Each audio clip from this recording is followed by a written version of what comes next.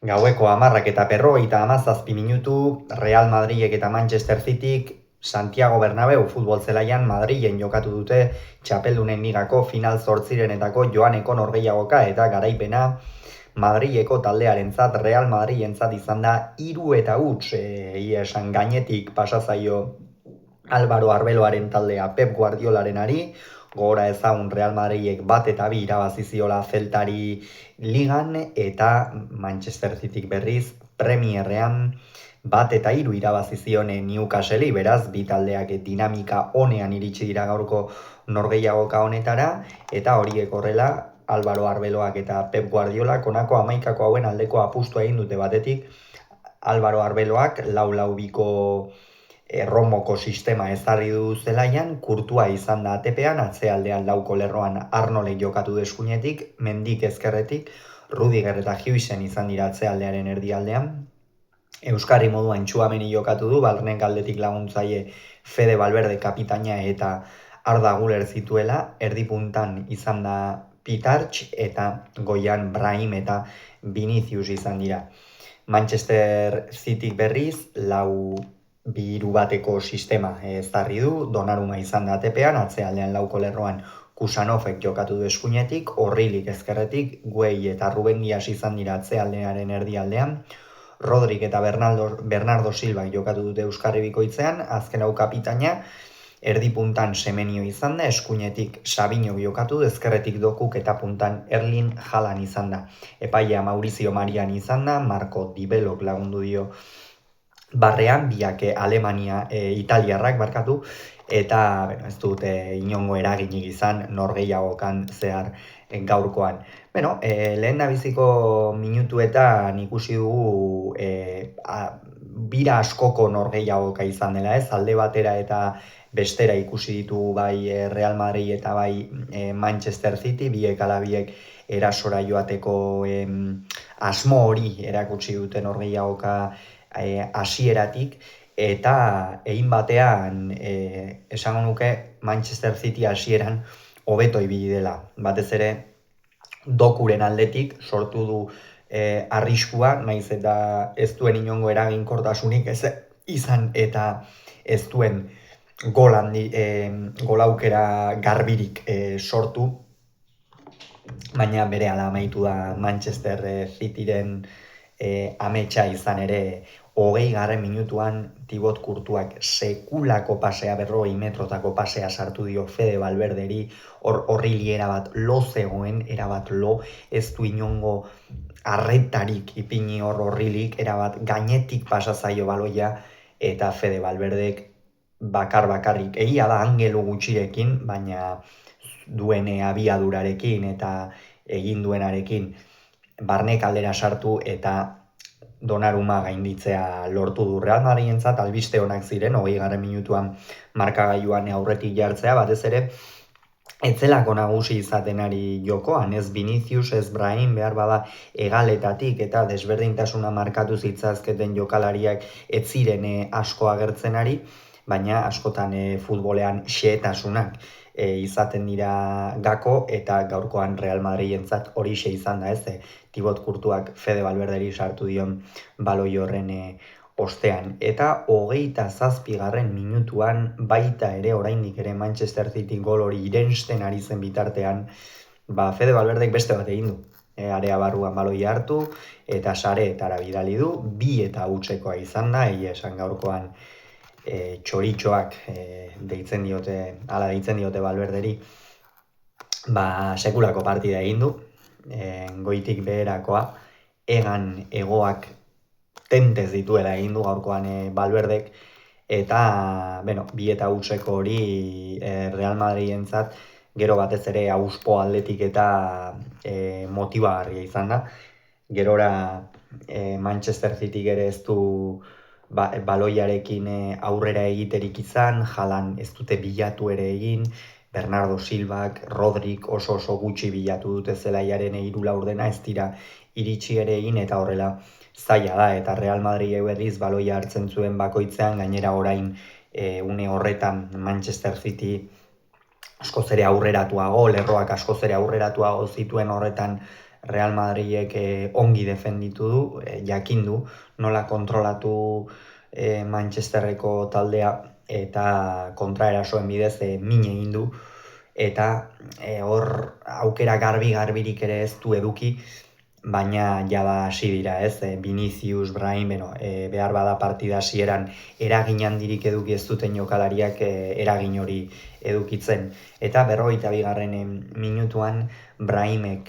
Fede Valverderi pasea eman, Valverdek area barruan kontrolatu du, sekulako txapela egin dio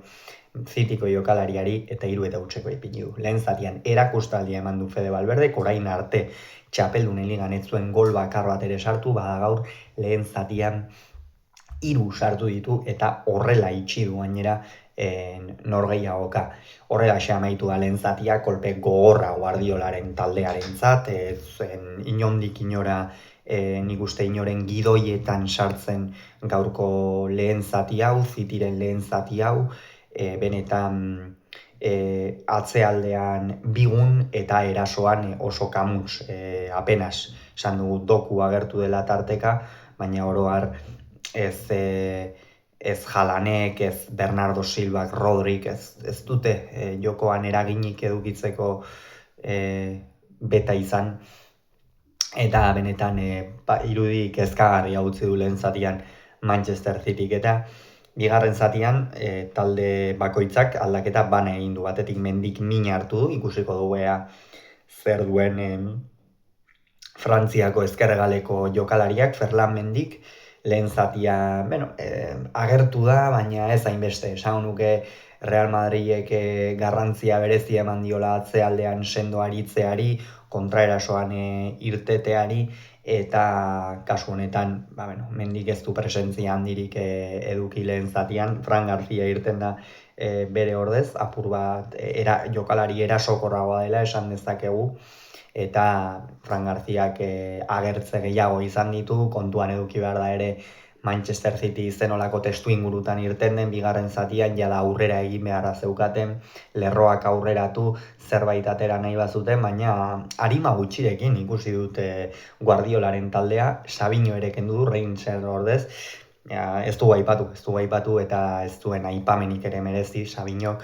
erabat desagertuta, Dokuren oinetatik igaro da Manchester Cityren arrisku guztiak gutxi izan dela, eta benetan bigarren zatian errotik aldatu beharra zeuzkaten gauzak, baina ez dituzte aldatu, eta 56. Minutuan, ordurako oraindik ere Real Madridek are zulo handiagoak zituen lehen zatian baino, kontuan izanik Manchesterrek aurrera ezinbestean joan beharra zuela, bada Donnarumak Viniciusi penaltia egin dio, egia esan ez du bat ere ongi neurtu Italiako atezainak, eta Viniciusek eskuinaldera bota, baina asmatu egin dio Donnarumak 57. Minutuan, eta horrek salbatu du apur bat Manchester Cityk nolabait itzuliko norgehiagokan aukera gehiago eduki ahal izatea aurrera egiteko, baina oro har berriro ere Viniciusen erasoa halaxe izan da, atzealdea oso ahul, zulo ikeragarriak utzi ditu, ez da bat ere fin ibili Manchester City atzealdean, eta Real Madridek esan nuke oso erraz aurkitu dituela zuloak, nahiz eta zenbaitetan ez duen Donnarumaren gana hurbiltzerik ere izan. Bestalde, Thibaut Courtoisaren lana ipagarria izan da, batetik pase hori eman duelako lehen zatia, baina bestalde bigarren zatian ere zenbaitetan Manchester Cityren erdiraketak ez horretan asko jokatu du, area barruan alboko marra bilatu Dokurekin, Reindersekin, baina Thibaut Courtois 2 metro luze da, ATP-an sekulako autoritatea dauka eta horre baloi dezente atera ditu, behar bada bigarren zutoinera iritsi izan balira, Erling Haalandi ongi iritsiko zitzaizkionak. Eta, 69. Minutuan Semenyo kendu du, Txerki ateratzeko, egia esan, ni uste bai Txerki bai Marmoush lehenago atera beharra zituela, hauek dira Manchester City arriskua sortzen duten jokalariak, baina ez du horren alde egin, inondik inora ere Guardiolak, eta Semenyo lehen zatian eta bigarren zatian ez du apenas jokoan sartzeko aukerarik eduki, area gutxi zapaldu du, eta oro har desagertuta ibili da, eta txerki irten denean ere, ateraren testu inguruan irten da, jada Real Madrid ongi zegoen, gaur esan nuke bereziki sendo aritu dela, Arbeloaren taldea ez duela beste norgehiagoko batzuetan bezain beste aukera jaso, eta hori egin batean ere ni uste badela bai Hughesen, bai beste erdiko atzelarien,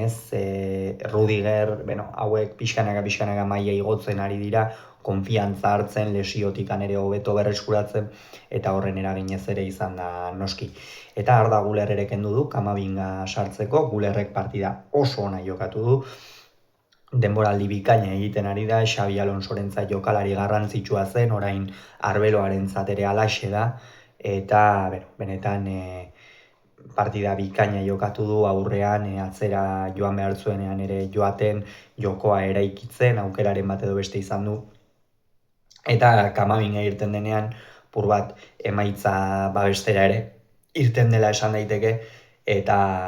finaritu da, bera ere. Bernardo Silva ere kendu du, Guardiolak, 70. minutuan, Ait Nouri sartzeko, eta Bernardo Silvak ere ez du partida ona egin, euskarri moduan aritu da gaurkoan, ezin izan ditu lerroak bilatu, paseak sakonean egin, egala bilatu izkin egin, ez du horretarako betarik izan, eta Ait Nourik ere ez du hobetu taldearen jokoa, erasora joateko eta minutuak aurrera Real Madrid askoz ere erosoago, Manchester City egia esan atzetik irteten jarraitu du, benetan hori ulertezina izan da, Guardiolak ez duela alternatibarik bilatu Real Madrid min egin ahal izateko, paseak luze emanaz, jada txerki zelaian zen, Haalandek ere zelaian jarraitzen zuen, baina ez du lortu, ez du alternatibarik izan Cityk, eta ondorioz Real Madridek atzean irmo eustearekin nahikoa izan du, 76. minutuan aldaketa bikoitza egin du Arbeloak, Pitartxe eta Brahim Diaz kendu ditu Manuel Angel eta Mastantu ono sartzeko, Pitartxek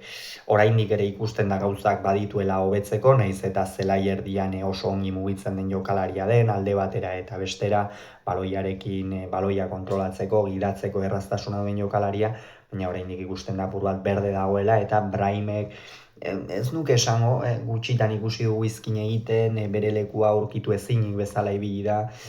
hor barne kaldera sartzen eta, baina oro har partida nahikoa izan da ez, Brahimen momentua Madrilek aurrera egiteko, eta Mastantu ono eta Manuel Angelek eragin gutxi izan dute, jada hortikan aurrera Real Madridek apenas izan baitu aukerari, Haaland kendu eta Marmouche atera du, Haalandek ere bi baloi edo ez da izan bat iritsi zaizkion, askotan gainera hasieratik oso deseroso ikusi dugu, zenbaitetan bera jaisten, eta oro har Haalandren gaurko norgehiagoka Manchester Cityren norgehiagokaren laburpena, dela esan genezake, arimari gabeko talde bat, gola jaso duenean erraz amore eman duena, aurrera egiteko erritmorik ezarri gabe, eta horrela zaila da Real Madrid aurre egitea. 83. minutuan ere Arnold kendu eta Carvajal atera du, Arnold pixkanaka ari da bere maila berreskuratzen, erasoan eta gehiago ikusten dugu, eta Carvajalek izan dituen minutuetan ongi babestu du taldea. Horrela amaitu da 3-0 norgehiagoka, esan Guardiolaren taldearentzat kolpe gogorra, mirari handi bat beharko du itzuliko norgehiagokan aurrera egiteko, baina ikusiko dugu Etihaden beste kontu bat izango da, eta ea zer gertatzen den norgehiagoka horretan. Gogoratu Real Madridek huts, Real Madridek 3, Manchester Cityk huts Bernabéu.